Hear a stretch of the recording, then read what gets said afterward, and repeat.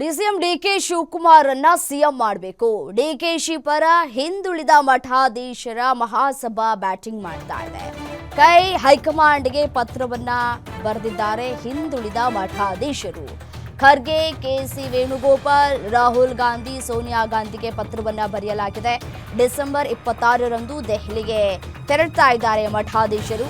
ಡಿಕೆಶಿ ಅವರನ್ನ ಸಿಎಂ ಮಾಡುವಂತೆ ಮಠಾಧೀಶರು ಒತ್ತಾಯವನ್ನ ಮಾಡುವಂತಹ ಸಾಧ್ಯತೆಗಳು ದಟ್ಟವಾಗಿದೆ.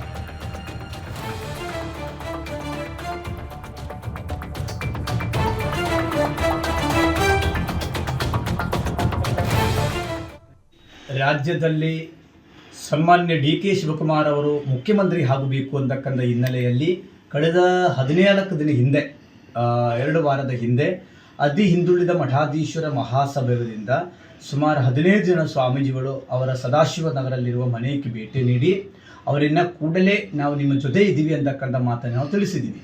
ಇವತ್ತು ಆ ನಿರ್ಣಯವನ್ನೇ ಲೆಟ್ರಲ್ಲಿ ಟೈಪ್ ಮಾಡಿಕೊಂಡು ಕೂಡಲೇ ಶಿವಕುಮಾರ್ ಅವರನ್ನ ಮುಖ್ಯಮಂತ್ರಿ ಮಾಡಿ ಅಂತ ಹೇಳಿ ಸನ್ಮಾನ್ಯ ಶ್ರೀ ಸೋನಿಯಾ ಗಾಂಧಿಯವರು, ಸನ್ಮಾನ್ಯ ಶ್ರೀ ರಾಹುಲ್ ಗಾಂಧಿಯವರು, ಸನ್ಮಾನ್ಯ ಶ್ರೀ ಖರ್ಗೆ ಅವರು, ಅದರ ಜೊತೆ ಸನ್ಮಾನ್ಯ ಶ್ರೀ ಕೆಸಿ ವೇಣುಗೋಪಾಲ್ ಅವ್ರಿಗೆ ಇವತ್ತು ನಾವು ಪತ್ರವನ್ನೇ ಬರೀತಾ ಇದ್ದೀವಿ.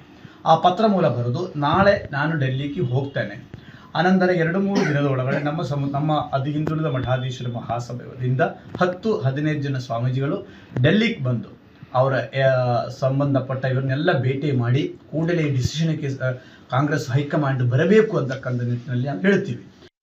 ರಾಜ್ಯದಲ್ಲಿ ಸನ್ಮಾನ್ಯ ಡಿಕೆ ಶಿವಕುಮಾರ್ ಅವರು ಮುಖ್ಯಮಂತ್ರಿ ಆಗಬೇಕು ಅಂತಕ್ಕಂಥ ಹಿನ್ನೆಲೆಯಲ್ಲಿ ಕಳೆದ 14 ದಿನ ಹಿಂದೆ 2 ವಾರದ ಹಿಂದೆ ಅತಿ ಹಿಂದುಳಿದ ಮಠಾಧೀಶರ ಮಹಾಸಭೆಯಿಂದ ಸುಮಾರು 15 ಜನ ಸ್ವಾಮೀಜಿಗಳು